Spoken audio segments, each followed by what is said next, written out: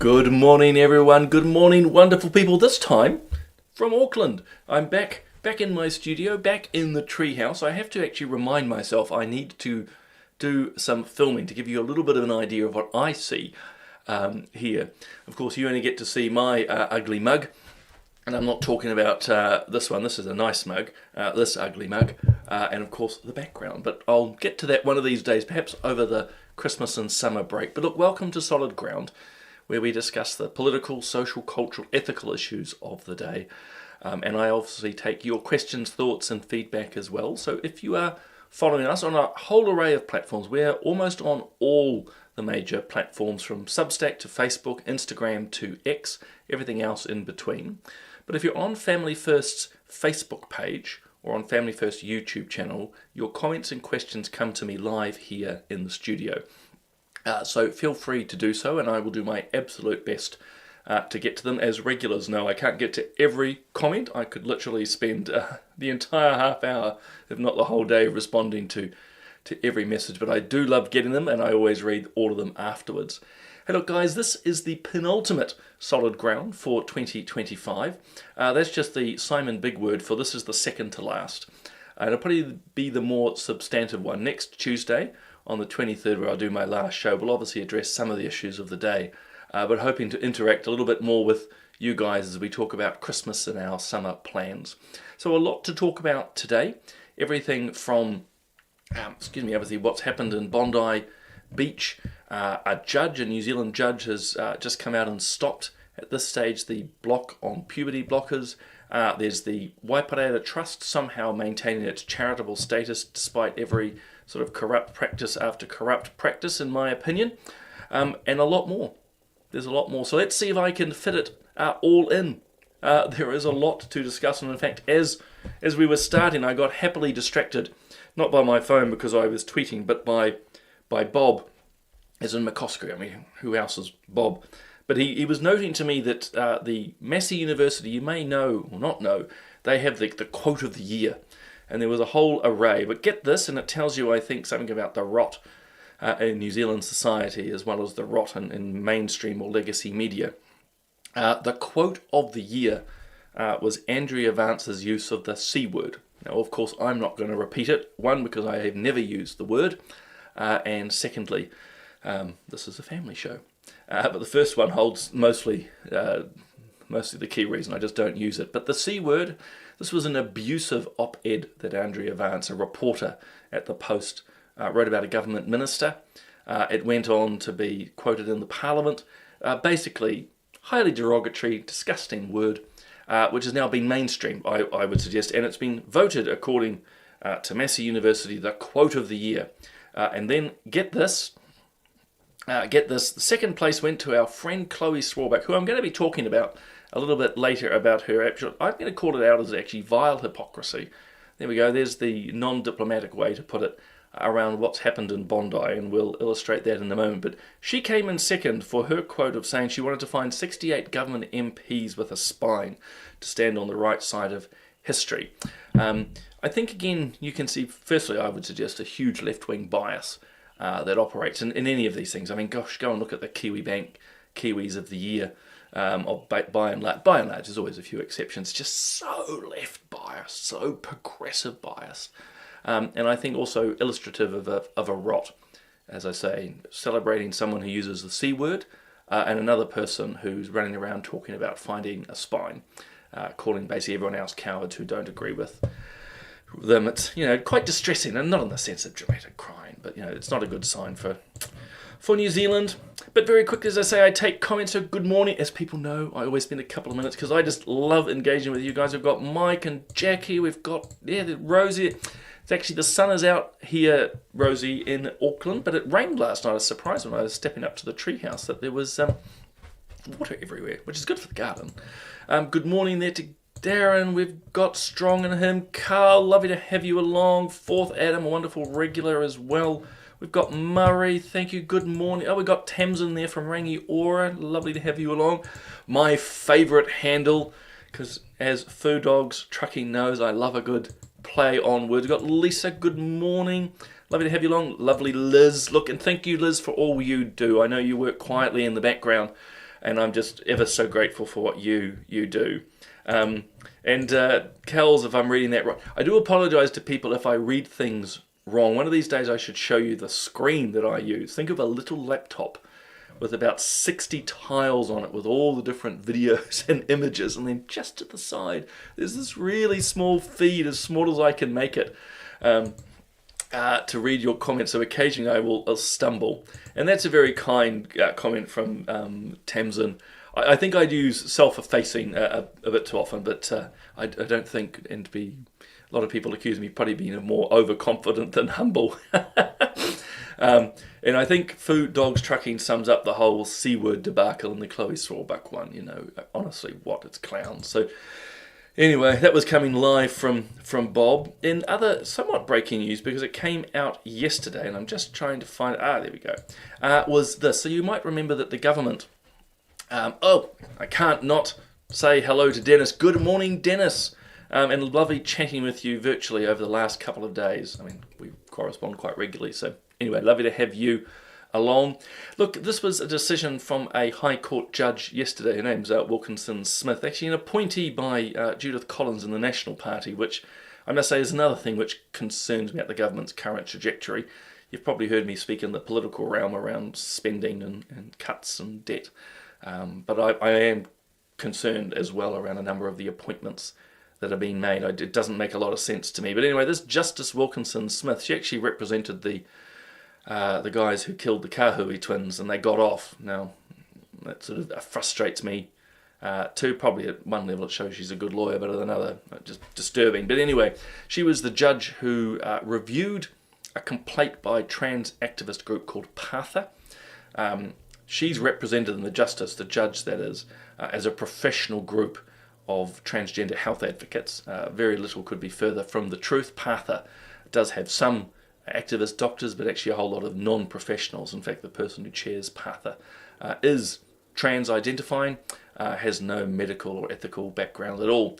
But anyway, they took the government to court over the ban on puberty blockers, and this judge has said, well, actually, I think there are grounds for a judicial review, which means now that the regulations to block puberty blockers, there's an awkward sentence, has been stayed, has been stopped until there's a full judicial review. I think absolutely terrible. You guys know that I see the deploying of puberty blockers as effectively child abuse, and let's be blunt about it, I see this judge as an accessory now to that. I do wonder out loud, what are going to be the consequences in 1, 5 or 10 years when we look back at these medical experiments on children and go, oh my God, what were we thinking? What are going to be the consequences, the legal consequences on groups like Partha, the doctors involved, and those who, like this justice, I would suggest are accessories to it? Because her judgment is beyond a joke. It relies on old evidence suggesting that puberty blockers are reversible, there's no harms, it's all fine. I mean, you couldn't write a more laughable judgment.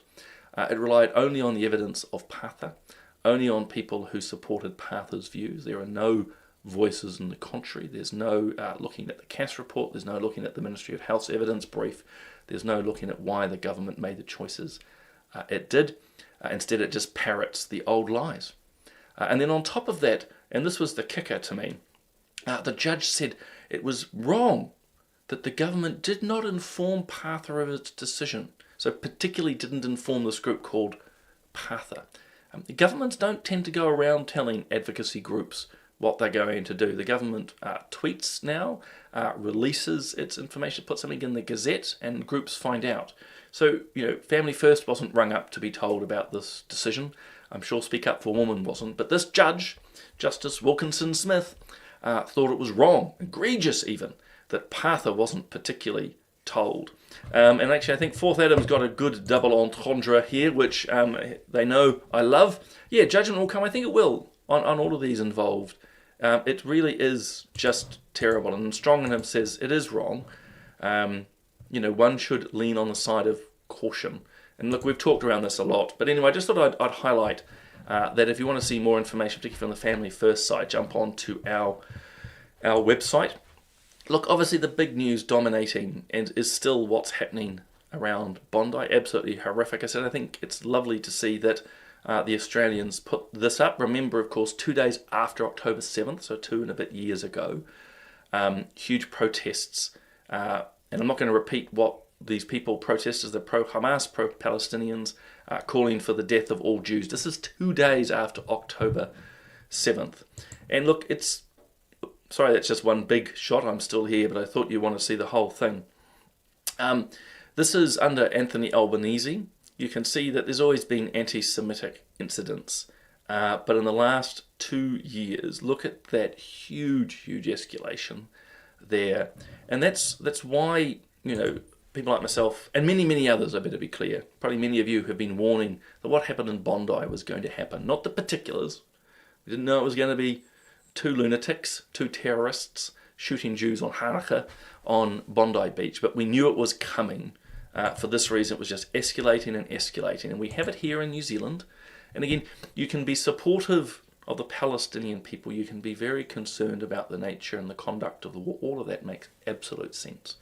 But what we're talking about, I'm talking about, is that fringe group that week after week is running down the streets, screaming, yelling, implying violence, talking about globalising intifada from the river to the sea. All of that had a very direct link to what happened. And all that the Australians at the moment, the government can come up with is tightening gun laws, which I think, basically, guys, is beyond a joke.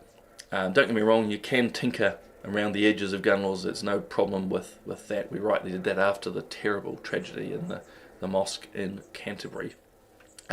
But the issue that we're confronting around the world and what Australia is not the guns but the people behind them.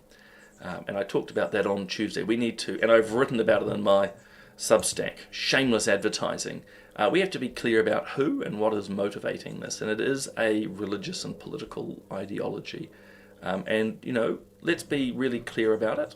As soon as, I'm sure many of you, as for myself, heard the breaking news of what was happening, we guessed who it would be. We could speculate relatively quickly, including the motivations. And why could we do that? It's because this is not the first time, nor the second, nor the 10th, nor the 100th, believe it or not the 1,000th. There's been tens of thousands of attacks like this. So we knew, but it's not being addressed. And so I just wanted to point out again that the Australian response so far is very, very weak.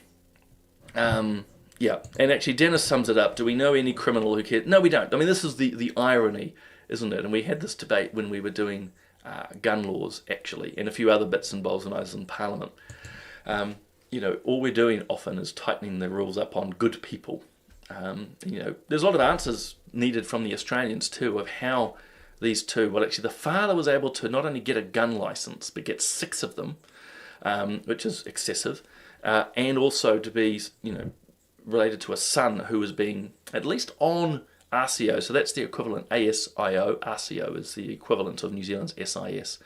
The son was seen as radicalised.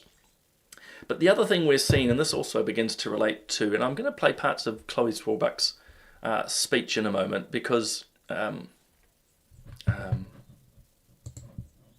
yes, actually, sorry, I'm just seeing this. I thought, and I think it actually sums it up quite well. Pick a side, get emotionally invested, abuse the other side, and need the government to save you, rinse and repeat. I think there's unfortunately a big element of that. I mean, it's sort of tiring and exhausting when you see these sort of things. I mean, obviously the tragedy of what's happening in Bondi. I was just talking to them. Long and short, it's not direct family, but people we know who were at Bondi. In fact, anyway, the degree of separation is notable, but we know the people. One of the boys was helping one of the people shot and doesn't know if they've survived or not. I mean, you just have to think about the trauma that's obviously being experienced right now, but people are going to have in the future. But look, I thought I'd play a speech from Chloe Swarbrick and then give you a bit of context, not only to show what I think, as I say, I think it's actually awful and hypocritical of what she's saying, given everything else she's said. To be blunt, I see her views as deeply anti-Semitic, and I generally don't like giving them airtime, but I wanted to quickly show you 3 pieces from her speech in Parliament. This is what they call a notice of motion. So I think it was yesterday. they gave speeches in Parliament, the leaders of every political party, on the Bondi shooting. I thought hers was awful in and of itself, but also what she chose to say and what not to say. And I thought I'd just pull that apart very quickly for you, because I think it illustrates this deep-rooted problem we have in our society. So here's a few parts of it, and then I'll give you some quick context. Mr. Speaker, 2 nights ago, hundreds of people gathered on a beach in Sydney's Bondi to celebrate Hanukkah, along with millions of others across the world. 2 men with guns opened fire on those who had gathered to mark their faith, mercilessly killing 15 people. This was an act of targeted, racist, anti-Semitic terror towards the Jewish community. Murdering innocent people is terrorism. Mr. Speaker, Hanukkah carries the message of light over darkness. And in this reprehensible darkness and senseless violence, there was a flicker of light. Ahmed al-Ahmed tackled and disarmed one of the murderers. As Ahmed sits in critical but stable condition in St George Hospital in Sydney, people over the world have seen what it means to be a light in the darkness.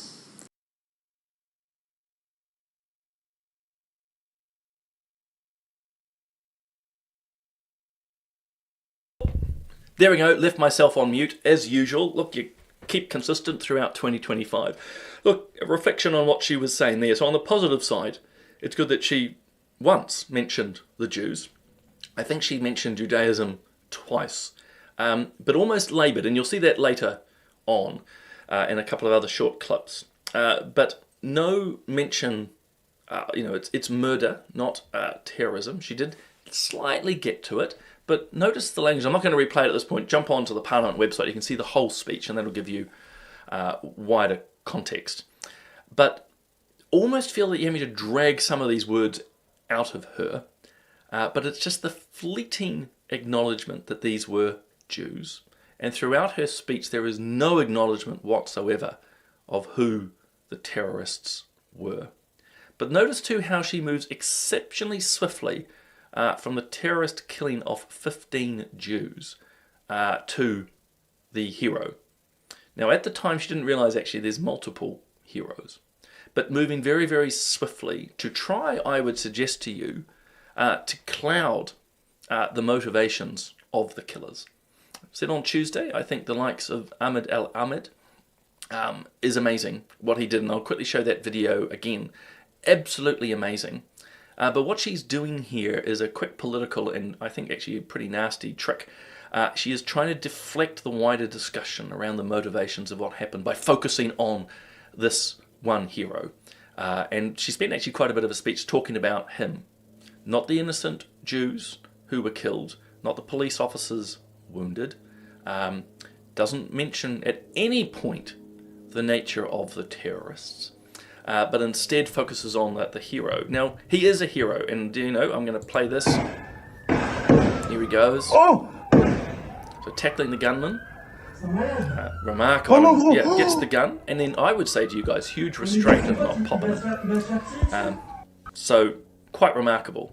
A remarkable man, and absolutely needs to be acknowledged. But what Chloe's done is moved very swiftly to try and deflect the nature of the gunmen, the terrorists, by saying, well, this guy is of the same religion and therefore it's all okay. Well, no, it's not. Actually, it's not. And the problem for Chloe, and she wouldn't have necessarily known this at the time, because I didn't, no one did. There were other heroes this day. This is Boris and Sophia Gurman. Footage has come out in the last 24 hours. These are a Russian Jewish couple.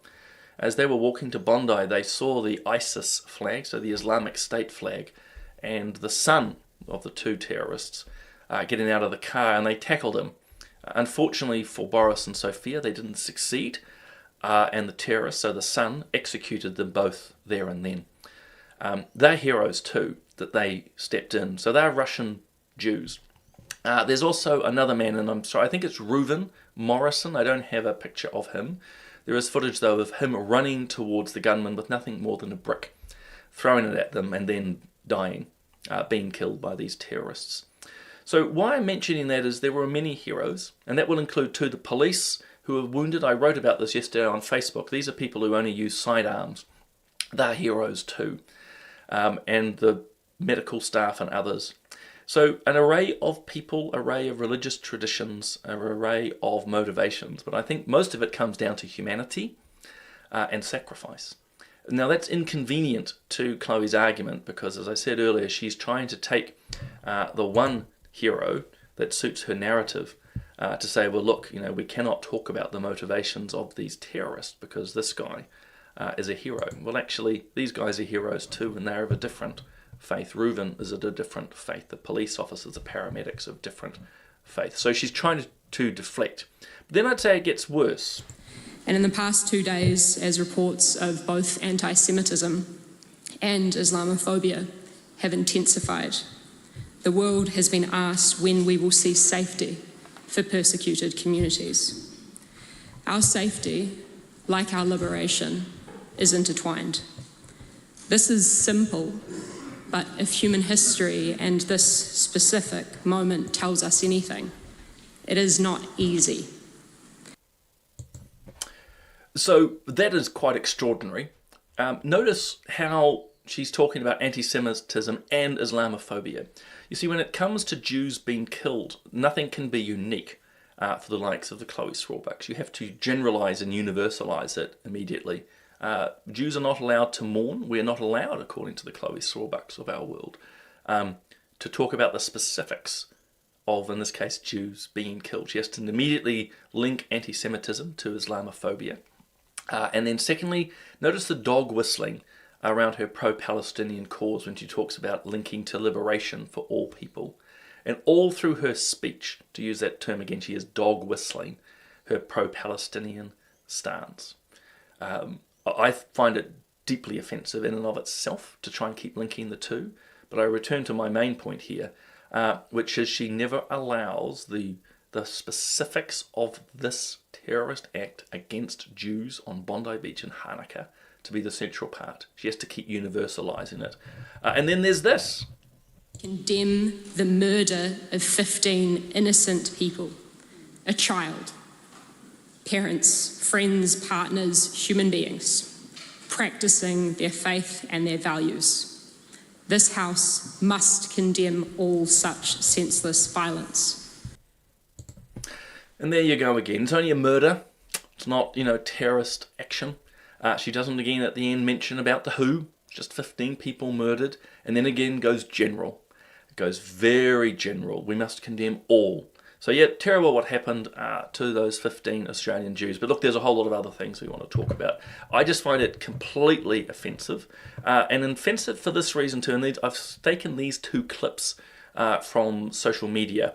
And this was her, and I'll comment afterwards, but this is a while back, after October 7th. We had been at a protest in Aotea Square, yelling, shouting and screaming, from the river to the sea, Palestine will be free.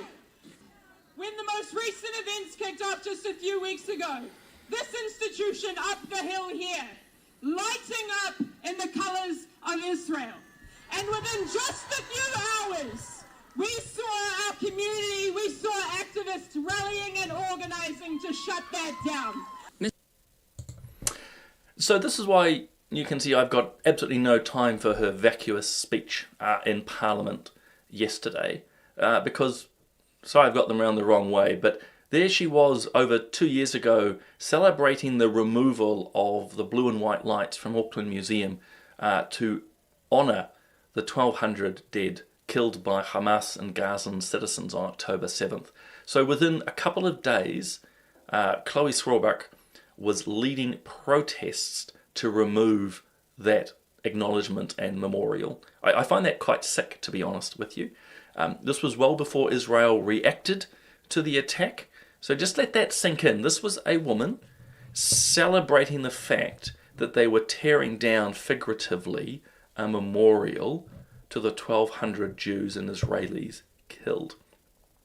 And then the second part, of course, is she's her usual chant, which she's done over and over again from the river to the sea. She's been told what it means just like globalising the intifada, she keeps saying it. And the tragic reality is that actually, from the river to the sea happened at Bondi, because at the sea, 15 Jews were killed. And so again, I just find it the highest hypocrisy that she dares to stand in the parliament and speak as she did. I mean, as I pointed out, I think what she's saying is basically rubbish, universalising the tragedy, barely mentioning the Jews, definitely not mentioning the attackers. That would be very inconvenient. So yeah, very, very disappointing. Hey, look, jumping to a couple of other topics, I can see the time. The Waipareira Trust, this is run by John Tamahiri, somehow has managed to keep its charity status. Now, Waipareira takes in tens of millions of taxpayer dollars. Over the years has been involved with a number of political campaigns, which you are not meant to do as a charity. It's one of the ironies of when Family first got deregistered. We were actually able to become more political. The shackles were off, but they've been highly political, funding the likes of Te Pāti Māori. They actually helped fund John Tamahiri's campaign through loans. This is a charity which has not submitted its finances. It's been linked to the Waipareira Marae scandals. Look, there's more scandals than I've had cups of coffee over the last year. And yet somehow it's maintained its charity status. And I have to ask, what is the thrall of government agencies with the likes of John Tamahiri and anything that's actually linked, often in this case, with marae and, it just doesn't make sense. So wrong decision. I thought I'd just point that. I think absolutely the wrong decision.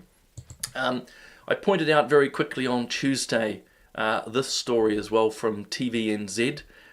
It's not a new review. Interesting, TVNZ was asked to do a review of its bias and coverage, which it did, and it just released the smallest bit of details. It's been forced to release more, and it's really showing that actually presenters need to ensure, as it said, impartiality and a clear distinction between fact and opinion.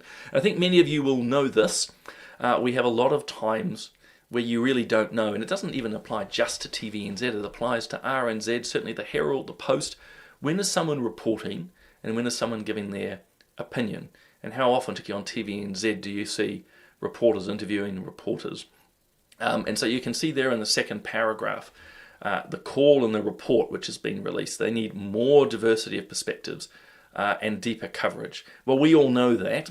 But let's see if TVNZ actually implements anything. I'm not optimistic because they continue to hide the report. They continue to hide the report, which is very, very concerning. Hey, and last thing, because I'm conscious it's now 8 o'clock and we probably all want to get on. This is just something else happening overseas. Jimmy Lai in Hong Kong has been sentenced for national security breaches. And why I quickly share this is I know of Jimmy with my work with something called IPAC, the Inter-Parliamentary Alliance on China. We've followed this case very clearly. Jimmy was the owner of something called the Apple Daily, basically a newspaper, online newspaper, that, well, was about freedom and democracy and talked about it. And strangely enough, Jimmy, living there in Hong Kong, would talk to people overseas. To be honest, nothing particularly egregious. He just wanted to stand up for the rights and liberty of Hong Kong, particularly as the CCP, the Chinese Communist Party, was crushing it. And so he's been arrested and he's been accused of liaising with basically foreign spies, which is absolutely ridiculous. And I can say that because, with the likes of IPAC, we've been mentioned in it about 200, I think, times in the charges. Him talking to members of IPAC about life has been deemed by the Chinese communists as a threat, and that he's a spy and a foreign agitator. So this older man is now going to languish in prison, courtesy of the corrupt CCP. It's a sham of a case. It's an absolute sign, though, that Hong Kong as a democracy is lost. Now, we already knew that, but it's already, it is lost. There is no judicial independence. There is no freedom of the press anymore. This will have a chilling effect on the last few journalists who might dare to write something that's not fully in support of the CCP. It'll have a terribly chilling effect. And bear in mind too, a New Zealander, a former New Zealand judge, and his name is not on my mind right immediately. But he's gone and joined this sham of a Hong Kong court, which, as I mentioned a couple of months ago when I found out about him, was absolutely disgraceful. So very sad for Jimmy Lai and his family. Hopefully some political pressure can be brought to bear from the likes of New Zealand, Australia, the UK, the US to have him released. But it's just an absolute sham, and I find it deeply saddening, not just for him, but for societies in general in Hong Kong. Again, it's been basically taken over by an autocratic dictatorship. Very sad. Guys, I'm going to wrap up. I've gone over time, but as I say, wonderful having you on board. Reminder as always, Bob and I are writing on Substack, substack.com. You can look up either On Point, the name of my one, or my name, written recently around what happened on Bondi. Bob, this is not his most recent, but he is prolific. So go and check out what he is writing there. As I mentioned, next Tuesday is going to be the last, the last solid ground. It'll be not as long, I suspect, as this one, because this one's gone over time, but also a bit more laid back. A little bit of a chance for us to interact more. If you're interested, and tell me about your Christmas plans and what's going on. I dropped last week my last podcast. That was with Dr. John Fox. He's an amazing man. He's a priest down in Canterbury. We talk about the true meaning of Christmas. I'm also and still on RCR. We're beginning to wrap up for the year, but this is my second to last interview. This was with Alistair Rose, talking about the well-being of police here in New Zealand. I'd say a must listen. My last interview, I think it's coming out today, is with actually Rachel. Rachel and I talk about what Christmas means for us, and particularly from Rachel's perspective, how do you manage Christmas? In her case, with five kids. So I thought that was an interesting discussion.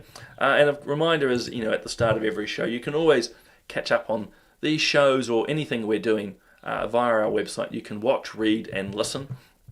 So look, there's just so many ways that you can engage with us. And of course, if you are on YouTube or the likes of Facebook, look, like and subscribe so that you can hear about everything that we are doing. Oh, and one of my colleagues at Family First, the wit, the large, I know that they're probably deeply disappointed that, or they prefer that I keep, do a solid ground on Christmas morning. Hey guys, it's been a pleasure as always joining you. I just love doing the show. As I say, I'll see you again next Tuesday on the 23rd, which will be our final show for the year. A little bit more relaxed, a little bit more festive. Bring your thoughts and questions, and I'll be much more engaging with all the commentary, which I can see piling here to my right. But guys, have a lovely day. I will look forward to seeing you all next Tuesday.